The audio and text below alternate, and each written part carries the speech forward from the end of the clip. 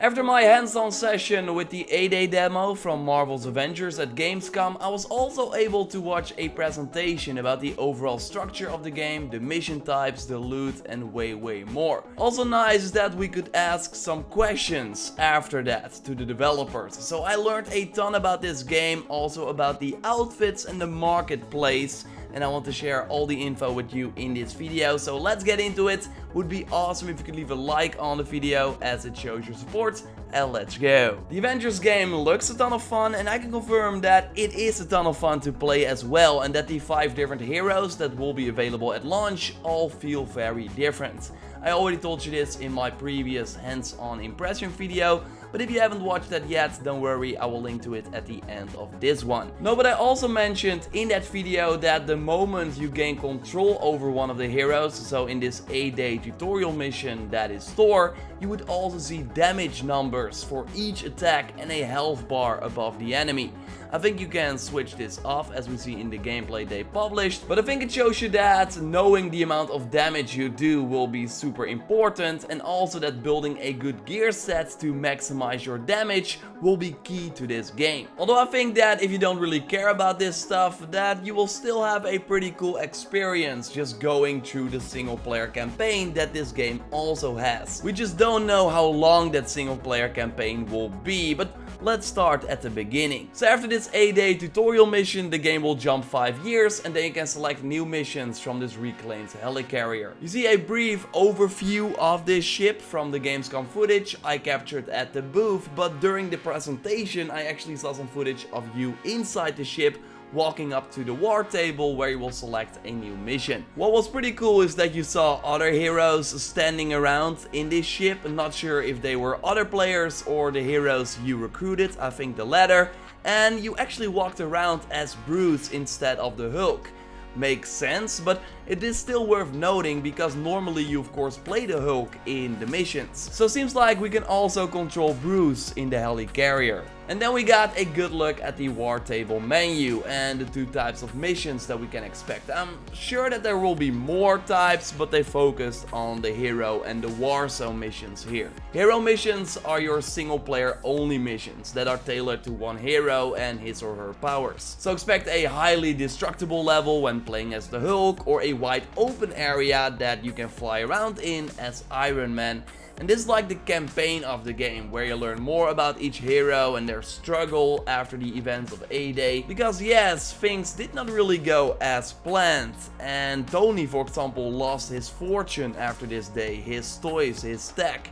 Bruce questions if he is responsible for what happened and is also trapped as the Hulk and cannot go back. Thor left Mjolnir behind, as we see at the end of the gameplay footage that they published. It's near the memorial of Captain America, by the way, who is supposedly dead.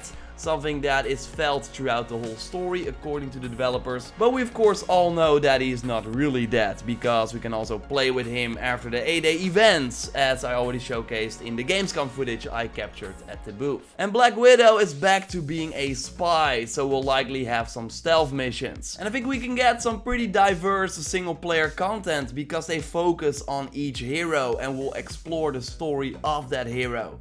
And I asked if we were able to just mainline these missions, so only focus on the single player content without having to worry about the co-op, and they said yes, this is possible. So if you don't want to play with other people, then you can totally do that. The other type of missions that they talked about are the Warzone missions. I think we saw an example of that in the Ant-Man footage with the robot spiders coming out of the air. So while the hero missions are linear, these Warzone missions are in expansive areas where we have to fight enemies, can find gear and resources, and they also said that we could uncover secrets here.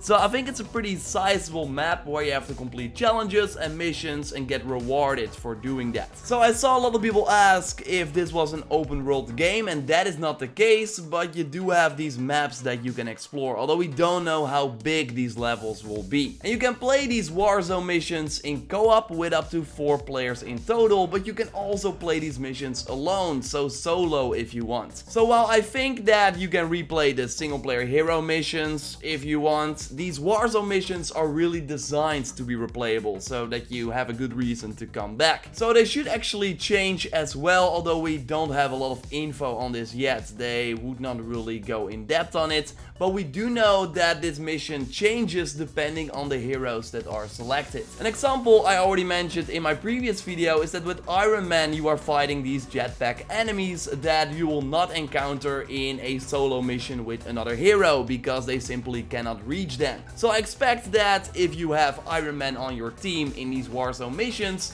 that you will also be fighting the jetpack enemies, while if Iron Man is not there, you will not encounter them. Just an example of how I understand it.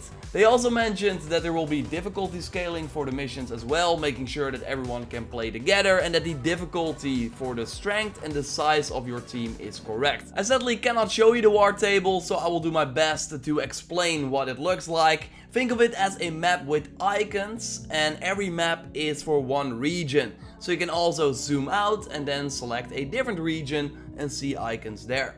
With a cursor, so really Destiny style, you hover over a mission on the map and then you see the required level that you need to be in order to do the mission. And in the 8A footage we already saw the XP that you earn while playing, and there seems to be a separate XP bar per hero. Because at the end of the Iron Man section we see that you need 1363 XP to the next level, and then when you take control over the Hulk you suddenly need 1433 XP to again go to the next level. Meaning that when you play a hero for a very long time you will get better with that hero, but then you still need to level up the other heroes as well. Gear also plays an important role in the strength of your character. You could see what type of gear pieces you would get at the end of a Warzone mission, in this case a blue, so rare item, and you likely get loot during the mission too. I already mentioned in my previous video that this game will have an RPG style rarity system. It's really like any other RPG with different colors that showcase how good the gear is. And there's also a gear power score that also gives you an idea of how powerful this item is that you got. You can equip 4 gear pieces at one time. There are 4 slots, and they also talked about branded gear, so that's a set of 4 pieces,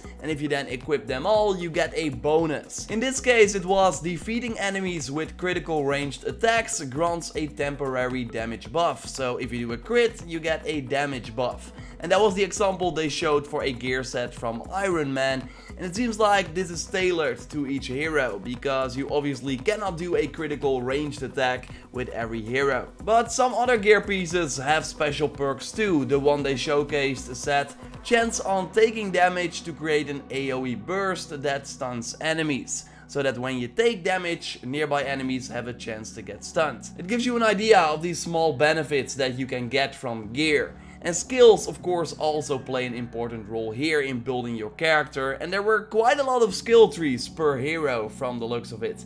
We got to see Iron Man again, who had a skill tree for melee, the repulsor, lasers and also rockets. And how it works is that you unlock one skill in one skill tree and then other skills in that skill tree open up. They showcased an example of a skill called laser sweep that was a heavy attack. You could do it with double triangle. The damage was low, but it had a high chance to stun someone. So there are light and heavy attacks in this game, and you unlock new combos by unlocking new skills. And there are also action skills, for example the Unibeam from Iron Man, and if you unlock another one then you can switch between them via the D-pad. So with Iron Man you can really focus on his ranged skills and make a build about that. Or with Thor you can focus on crowd control, so that you make sure that the enemies are unable to attack you, or you can invest in his defense capabilities and make him a strong melee tank.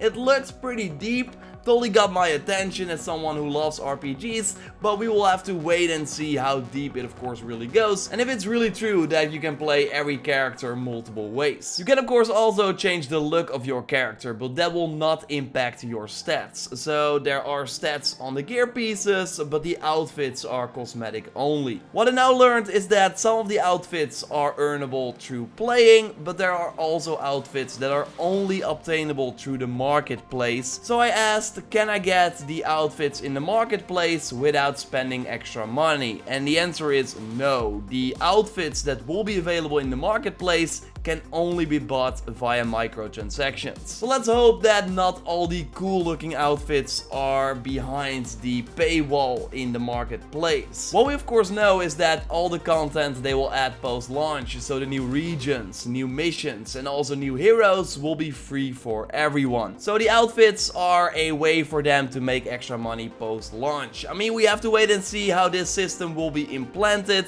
if there will be cool outfits that are also earnable by just playing the game, or if all the outfits that are actually cool are in the marketplace.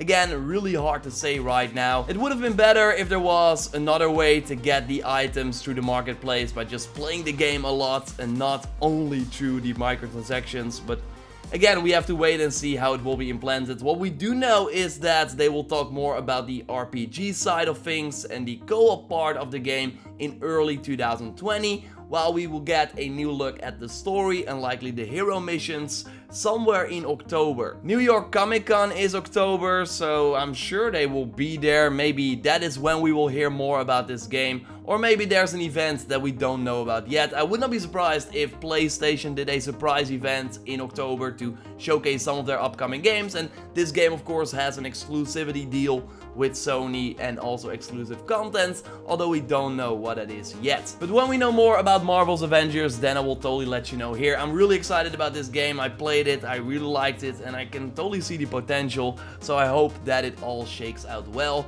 Subscribe for everything on this game if you haven't already. My next video will be about answering your questions, so if there are still things that you want to know, then let me know in the comments under this video, and I will try my best to answer them all in my next video. I already saw some questions under my recent hands-on video, so I will include them as well in this next video. So totally expect that video soon. Like this one to support the channel, and check out my hands-on impressions after playing the game at Gamescom if you haven't already by clicking on the screen. For now, I will speak to you next time, and goodbye.